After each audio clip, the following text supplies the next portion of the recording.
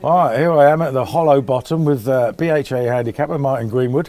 Grabbed me by the scruff of the neck earlier on, pulled me round the corner, said, "What's all this about you having a go at us in the paper?" Now, I had a go. I said, "Why don't the weights get released as soon? Why don't we get the ratings? Why don't we get the weights for the Irish horses as soon as they? Why do punters have to wait a week?" Well, simply put, for any early closing race, and obviously all the Cheltenham 9 handicaps are all early closing races that closed last week. We get all the entries a week last Tuesday, including all the Irish and all the British at the same time. We have to then, the team, go through them all, including races up to and including Sunday, so only 2 days ago. So we assess everything that runs in that period, and before, obviously, allot all the weights to the races, send them to Weatherby's, and then they're embargoed for this specific day for the Cheltenham handicaps. But obviously, any early closing race, we can't, nobody gets to see them until they're released on the Tuesday morning. So we're not allowed to drip feed the ratings, basically. So you get them in one block bulk. But that will be the same for the Grand National. It will be the same for the Lincoln. They're released on the Tuesday morning.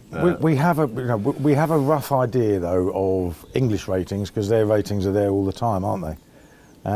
You know what I mean? We know exactly what a horse is rated. Unless it ran last week, of course. Unless it ran last week, yeah. So is there no way that punters could get all the Irish ratings the day after the initial entries are made, as they currently are? Well, not particularly, because not really, because obviously the idea of an early closing race is that everything gets assessed over a week or 2 weeks or whatever it happens to be in that particular race, and then they all get released in one block. On your more general point of Irish ratings, obviously we don't publish them at the BHA. A lot of people ask why, and I understand sometimes from a punter's point of view, because I was a punter at one point myself, so I do understand.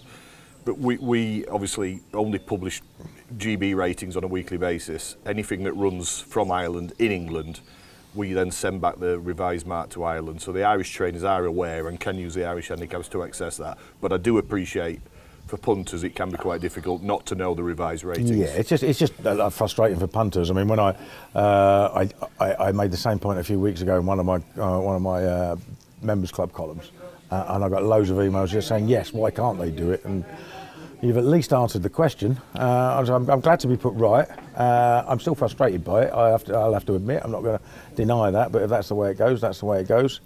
So there must have been some horses you found hard to handicap this year, and you know, the big one that everyone's talking about is Good Time Johnny. Now he won off a mark of 142 last year, looking like he'd just joined in at the Thames final. He gets a rating of 132 over fences in Ireland. And what have you done to him?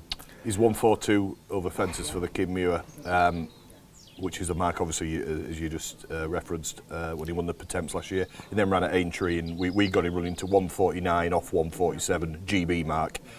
And then he's been novice chasing this time, or running 4 chases. He'd running 2 chases previously a while ago, but probably don't take much notice of that, given how he's gone on as a hurdler. In the UK, unlike Ireland, and again, a lot of people don't realise this, we're allowed to take hurdle form or the alternate code into consideration. Now, I looked at this horse for the Kinmure because he pulled out the Thames qualifier on Sunday, so he's not running over hurdles. I've got to weigh up where I think he is as a chaser.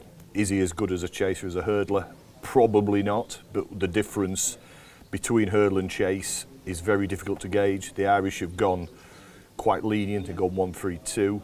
I think it's worth bearing in mind what he did here as a hurdler, so I factored that in. We know he can win off a mark of 142 at the Cheltenham Festival. I'm asking him to run in the Kinmure off 142.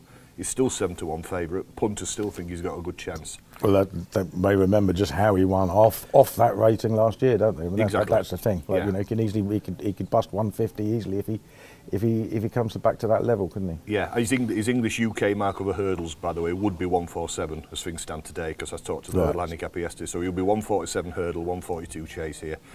But we do make these sort of decisions on a regular basis. It's not just about Good Time Johnny. We factor these things in a lot, especially with like the race chases that have been hurdling.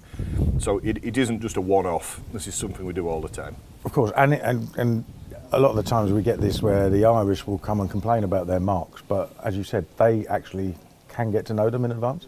Yeah, I mean, Tony Martin, for example, inquired about this horse as a chaser very recently to one of my colleagues, so he knew it was 142 then. Admittedly, it ran at Fairy House on Saturday, 3rd of 4, but I mean, what's that for? I mean, we had it performing to about 96 or something. I mean, it's just not worth considering. We know he's better than that. Yeah. So the trainer is aware it's going to be around this mark. Right. Okay, brilliant, Martin. Thank you very much. Thanks for putting me right. Pleasure, Paul.